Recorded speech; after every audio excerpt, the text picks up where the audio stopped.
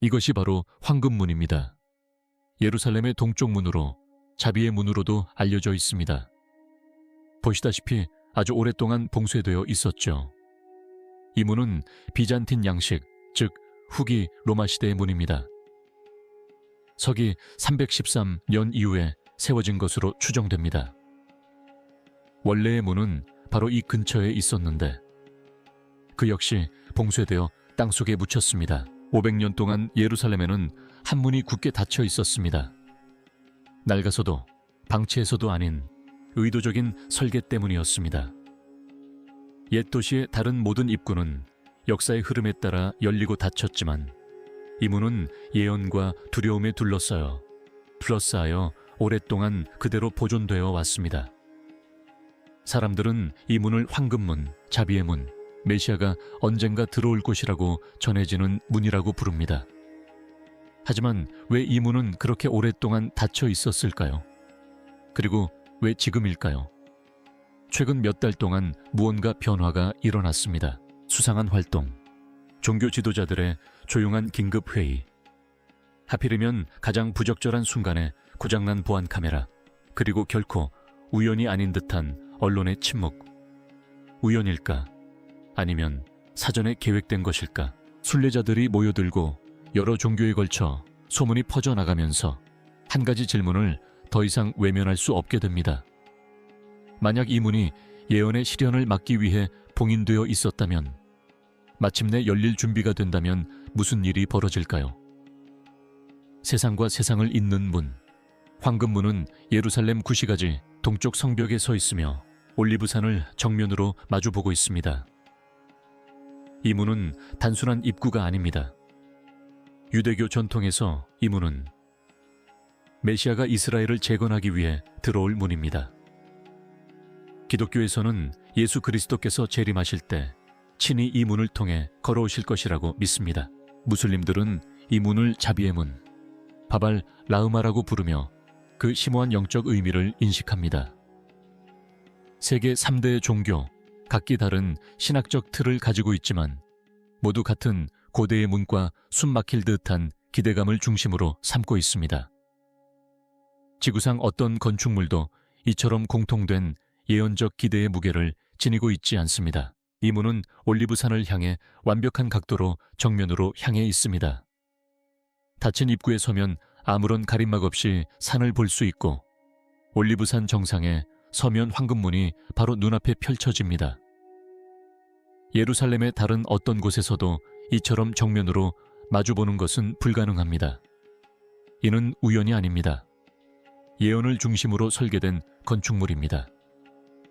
스가랴서에는 메시아의 발이 올리브산의 다짜산이 둘로 갈라졌다는 내용이 기록되어 있습니다. 같은 산, 같은 방향, 같은 문.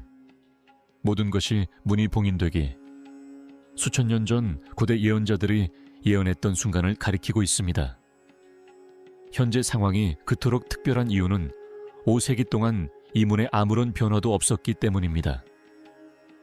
예루살렘은 수없이 정복되고 재건되고 파괴되고 변모해 왔지만 황금문은 마치 시간이 멈춘 듯 그대로 남아있으며 주변 건축물들과는 달리 돌의 풍화작용도 거의 찾아볼 수 없습니다. 이 문을 조사한 석공들은 자연적인 과정으로는 도저히 설명할 수 없는 보존 상태라고 말합니다.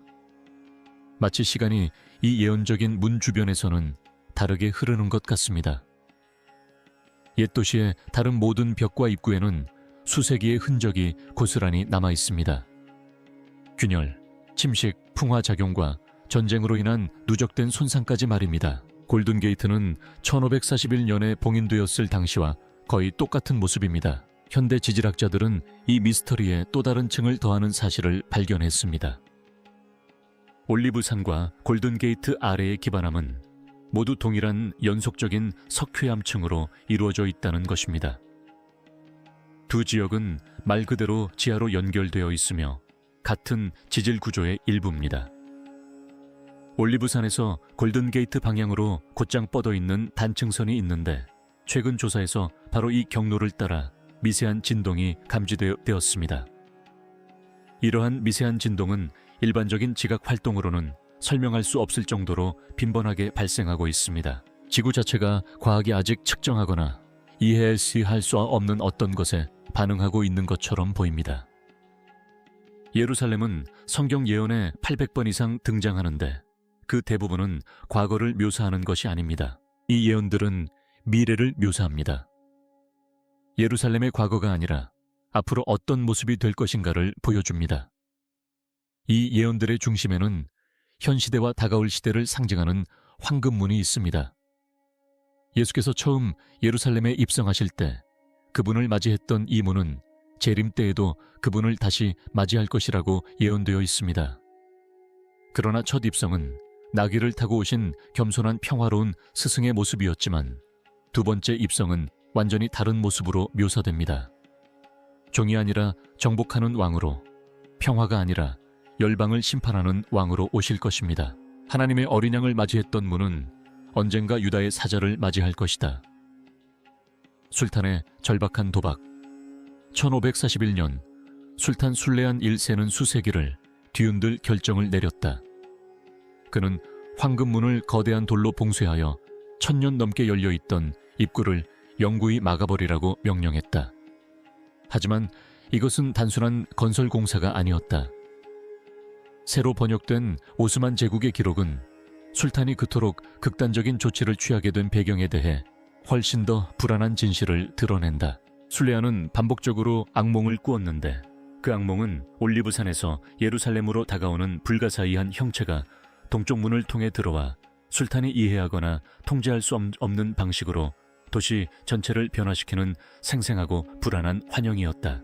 이러한 환상에 괴로워하던 술레아는 자신이 찾을 수 있는 가장 현명한 종교인들에게 조언을 구했다. 그는 유대교 랍비, 기독교 사제, 이슬람 학자들을 찾아가 자신이 본 것을 해석해달라고 요청했다. 그가 받은 답변은 그의 마음을 깊이 흔들었을 것이다. 세 종교 전통 모두 똑같은 말을 했다. 이 문은 엄청난 예언적 의미를 지니고 있다는 것이었다. 각 종교는 그에게 황금문이 세상의 종말과 관련되어 있으며 모든 것을 바꿀 인물의 도래와 연관되어 있다고 경고했다. 술탄은 단순한 건축물을 다루고 있는 것이 아니었다. 그는 예언 그 자체의 문턱에 서 있었다. 세 가지 종교 전통이 한 지점에 모이는 모습은 그에게 엄청난 공포를 안겨주었을 것이다. 그래서 술레아는 단순히 문을 닫는데 그치지 않았다. 그는 예언 그 자체를 봉쇄하려 했지만 돌로 입구를 막는 것만으로는 그의 두려움을 잠재울 수 없었다.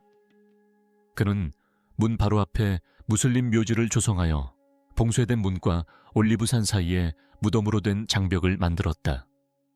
이 전략은 여러 측면에서 치밀하게 계산된 것이었다.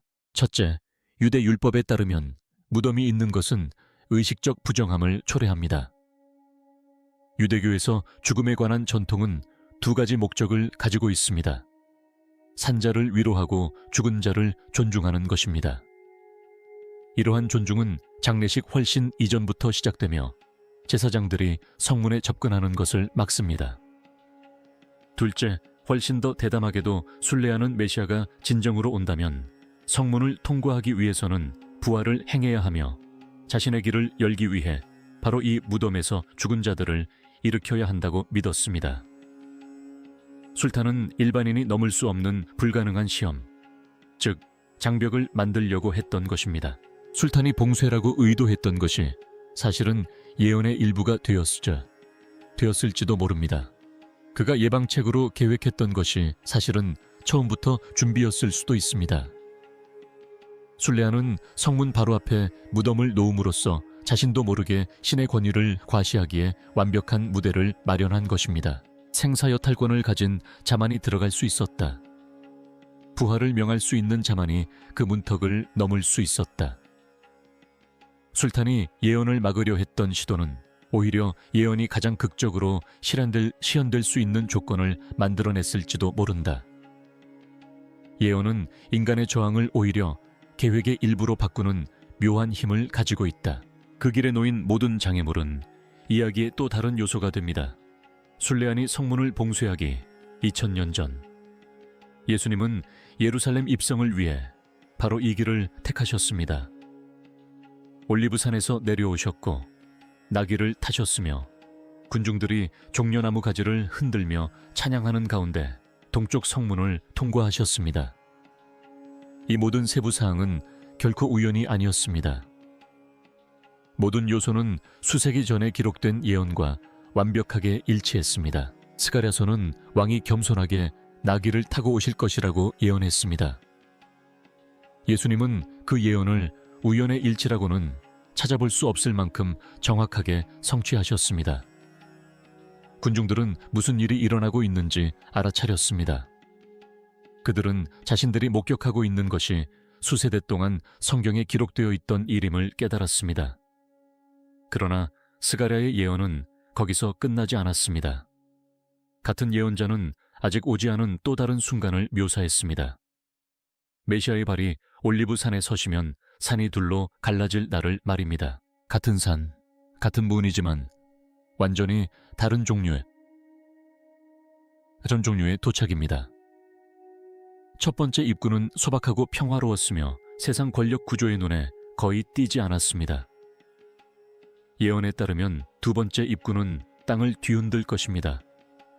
하나님의 어린 양을 맞이했던 문은 유다의 사자를 맞이할 것입니다. 고난받는 종을 맞이했던 문은 정복하는 왕을 맞이할 것입니다. 황금문에 관한 모든 것은 아직 일어나지 않았지만 해가 갈수록 더 가까워지는 듯한 순간을 가리킵니다. 불가사의한 실패들. 이 문을 연구하는 사람들에게 오싹함을 주는 것은 단지 그 문이 오래되었거나 예언된 내용 때문만은 아닙니다. 그 문을 바꾸려는 모든 시도를 둘러싼 사건들의 패턴 때문입니다. 역사를 통틀어 누군가가 골든 게이트를 바꾸거나 파괴하거나 다시 열려고 시도할 때마다 항상 무언가가 그들을 막아섰습니다. 정치적 반대도 물류 문제도 아닌 완전히 다른 무언가가 말입니다. 이러한 패턴은 너무나 일관적이어서 합리적인 설명으로는 도저히 이해할 수 없습니다. 1917년 예루살렘의 무슬림 지도자들은 황금문을 완전히 허물어뜨릴 계획을 세웠습니다. 그들에게는 그것을 허물 권한과 자원, 그리고 의지가 있었습니다. 그러나 철거가 시작될 예정이었던 바로 그날, 영국군이 예루살렘을 점령하면서 모든 계획은 즉시 중단되었습니다. 타이밍이 아슬아슬한 것이 아니었습니다. 정확히 맞아떨어진 것이었습니다. 파괴되기 불과 몇 시간 전이었던 황금문은 지역 전체의 정치 지형을 바꾼 사건 덕분에 구출되었습니다. 우연을 믿는 사람들은 이를 행운이라고 부를 수 있겠지만 예언을 이해하는 사람들은 전혀 다른 의미를 발견합니다. 1967년 6.1 전쟁 중 이스라엘군은 거의 2000년 만에 처음으로 성전산을 완전히 장악했습니다. 그들은 원한다면 황금문을 다시 열 수 있는 완전한 권한을 갖게 되었습니다. 군 지휘관들은 그 가능성에 대해 논의했습니다. 고대의 문을 다시 여는 것은 이스라엘의 회복을 상징하는 완벽한 제스처처럼 보였습니다. 그러나 그때 존경받는 랍비가 나서서 경고를 던졌고 그 말은 순식간에 모든 대화를 멈추게 했습니다. 그는 오직 메시아만이 이 문을 통과할 수 있다고 말했습니다. 군사적 우려나 정치적 압력 때문이 아니라 이 문은 그들이 열 수 있는 것이 아니라는 영적인 확신 때문에 그 계획은 즉시 포기되었습니다. 이러한 패턴은 최근 역사에서도 계속됩니다. 1993년 중동 평화 협상 당시 외교관들은 화해의 상징으로 황금문을 열 계획을 세웠습니다.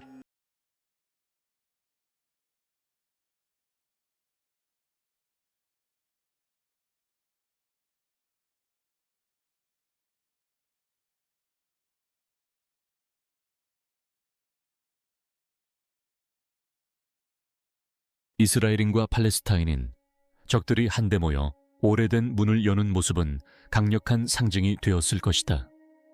그러나 예정된 행사 전날 밤 놀라운 일이 벌어졌다. 행사 개최를 결정하는데 관여했던 이스라엘과 팔레스타인 지도자들은 모두 같은 꿈을 꿨다고 보고했다. 그들은 문 앞에 서 있는 한 형체가 고개를 저으며 그들을 괴롭힐 말을 하는 것을 보았다. 아직은 안 돼. 너희 손으로는 안 돼. 행사는 아무런 공식적인 설명 없이 취소되었다. 이유를 묻는 질문에 관계자들은 그저 시기가 적절하지 않다라고만 답했다. 이러한 일은 드문 일이 아니다. 수세기 전 오스만 제국의 기술자들은 성문을 개조하려고 시도했지만 아무런 논리적인 이유 없이 도구가 계속 고장났다고 보고했습니다. 영국 고고학자들은 성문 기초 부근을 발굴하려다가 상관으로부터 아무런 설명도 없이 갑자기 다른 프로젝트로 재배치되었습니다. 요르단군은 1948년에 성문을 요새화할 계획을 세웠지만 모든 드릴 비트가 부러지고 모든 폭약이 불발되었다. 노동자들은 그곳이 저주받았다고 주장하며 공사를 계속하기를 거부했습니다. 수세기에 걸쳐 여러 나라와 종교를 넘나들며 황금문을 바꾸려는 모든 시도는 하나씩 좌절되었습니다. 인간의 반대 때문이 아니라 하늘만이 아는 정해진 때까지 어떤 더 큰 힘이 그곳을 지키고 있는 듯했습니다. 침묵 속에 담긴 징조들. 그러다 2019년이 되었고 아무도 예상치 못한 방향으로 상황이 바뀌었습니다. 라마단 기간 동안 황금문 근처에서 일상적인 작업을 하던 한 관리인이 무언가에 얼어붙을 정도로 큰 소리를 들었다고 보고했습니다. 문 안쪽에 닫힌 방에서 기도하는 목소리가 들려온 것입니다. 그는 문 안에 있지 않았습니다. 그 방들은 5세기 동안 접근할 수 없었습니다. 그런데도 그는 마치 여러 사람이 기도하는 듯한 소리를 분명히 들었습니다. 오스만 제국 이후로 열리지 않았던 벽 안에서 그들의 목소리가 메아리치는 듯했습니다. 그가 들은 내용을 보고했을 때 당국은 그를 무시하지 않았다. 그들은 비웃지도 않았다. 그들은 아주 조용해졌다. 그의 진술은 기록되고 보관되었지만 결코 대중에게 공개되지 않았다. 같은 시각 관리 직원은 이상한 소리를 들었다고 신고했습니다. 성전산을 촬영하던 보안 카메라에 알 수 없는 오작동이 발생한 것입니다. 하지만 그 고장은 우연이 아니었습니다. 근문 바로 주변 지역의 카메라만 작동을 멈췄습니다. 나머지 카메라는 모두 정상적으로 작동했습니다. 가장 중요한 위치의 영상이 흔적도 없이 사라진 것입니다. 기술자들이 장비를 점검했지만 기계적인 결함은 발견되지 않았습니다. 카메라는 녹화 중이어야 했습니다. 하지만 녹화되지 않았습니다. 그 시간 동안 무슨 일이 있었는지는 기록되지 않았습니다. 고장 발생 시점이 신고된 음성 기록 시점과 정확히 일치하는 점은 수사관들에게 큰 불안감을 안겨주었습니다. 이 사건 직후 개인적인 경로를 통해 사진들이 유포되기 시작했습니다. 밤에 촬영된 흐릿한 사진들에는 골든게이트의 밀폐된 내부에서 이상한 불빛이 깜빡이는 모습이 담겨 있었습니다. 그 빛은 논리적으로 설명할 수 있는 외부 광원이 없었다. 밀폐된 공간에는 전기 배선이 연결되어 있지도 않았고 500년 동안 닫혀있던 벽 안에서 빛이 나오는 것을 설명할 수 있는 자연 현상도 없었다. 이미지를 조사한 사람들은 더욱 충격적인 사실을 발견했다. 그 빛은 마치 심장 박동처럼 일정한 리듬으로 맥동하는 것처럼 보였다. 그것은 반사광의 무작위적인 깜빡임이나 카메라 오류가 아니었다. 규칙적이고 일관적이었으며 도저히 설명할 수 없는 현상이었다. 유대교, 기독교, 이슬람교 지도자들에게 해당 사진들이 조용히 공개되었습니다. 그들의 반응은 놀랍도록 한결같았습니다. 그 누구도 공개적인 설명을 내놓지 않았습니다. 모두 사진을 비공개로 유지하고 언론에 공개하지 말 것을 요청했습니다. 논평을 요구받자 그들은 그저 사진 속 상황을 이해하는데 시간이 더 필요하다고만 말했습니다. 신학적으로 거의 모든 면에서 의견이 다른 세 종교의 지도자들이 모두 같은 반응을 보였다는 사실 자체가 의미심장합니다. 그들은 교리적 차이를 초월하는 무언가를 그 사진 속에서 알아차렸습니다. 종교 당국의 침묵은 이스라엘 정부 관리들의 침묵과 마찬가지였습니다. 일반적으로 성전산에서 비정상적인 활동이 감지되면 즉각적인 조사, 기자회견, 공식 성명이 발표됩니다. 이곳은 지구상에서 정치적으로 가장 민감한 지역 중 하나이며 관할권이 중복되는 여러 기관에 의해 지속적으로 감시되고 있습니다. 이번에는 아무런 반응도 없었다. 인정도, 설명도, 심지어 부인조차 없었다. 그저 의도적인 완전한 침묵뿐이었다. 그 침묵은 어떤 기자회견보다 더 큰 의미를 지닌다. 정부가 이처럼 중요한 사안에 대해 언급을 거부하고 세 종교의 지도자들이 모두 침묵을 지키기로 합의했을 때 정보의 부재는 그 자체로 하나의 증거가 된다. 골든게이트에서 무언가가 발견되었고 무언가가 목격되었고 무언가가 일어났지만 당국은 이에 대해 공개적으로 언급하지 않기로 했습니다.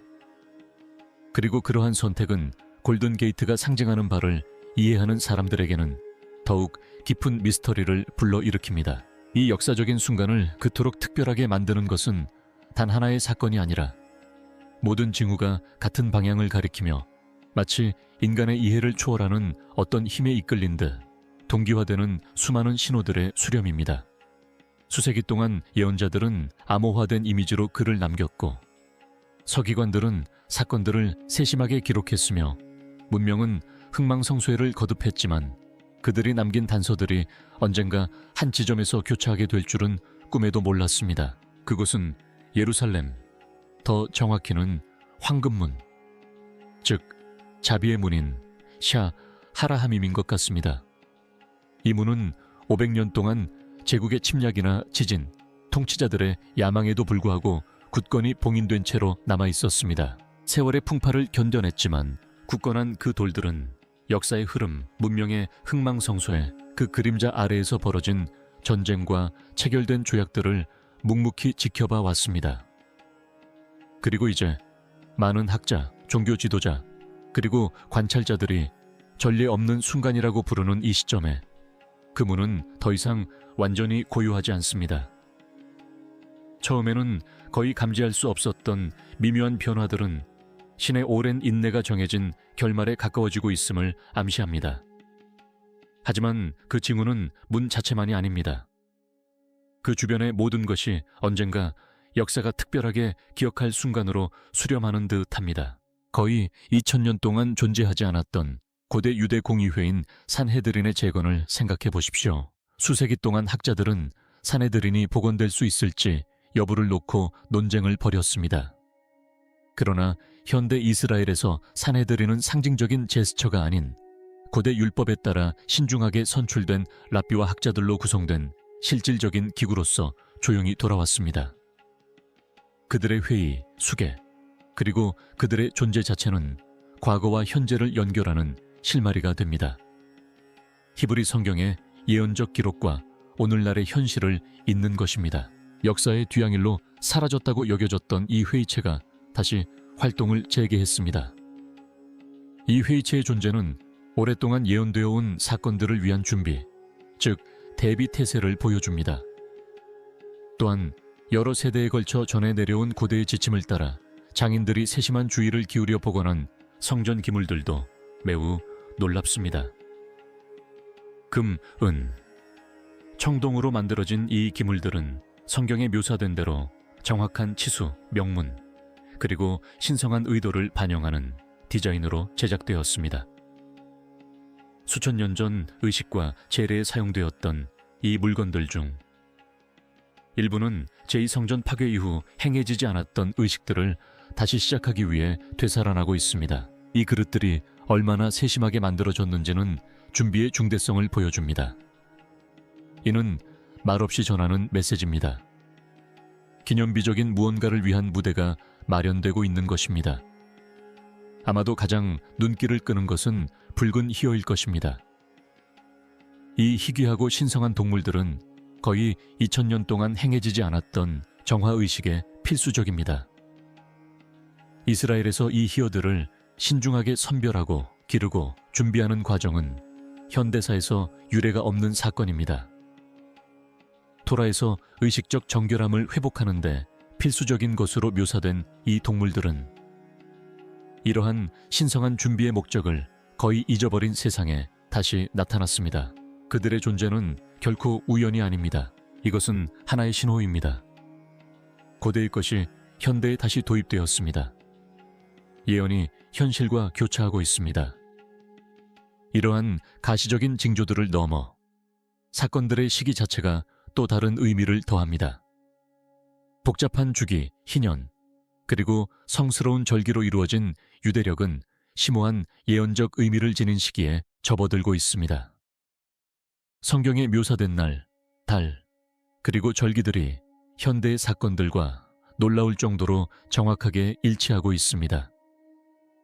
세계 정치 또한 고대의 예언을 반영하는 듯합니다. 동맹의 형성과 해체는 수천 년 전에 쓰인 문헌에 묘사된 패턴과 놀랍도록 유사합니다. 성경에 나오는 이름으로 알려진 국가들이 오래전 예언된 위치로 이동하고 있습니다.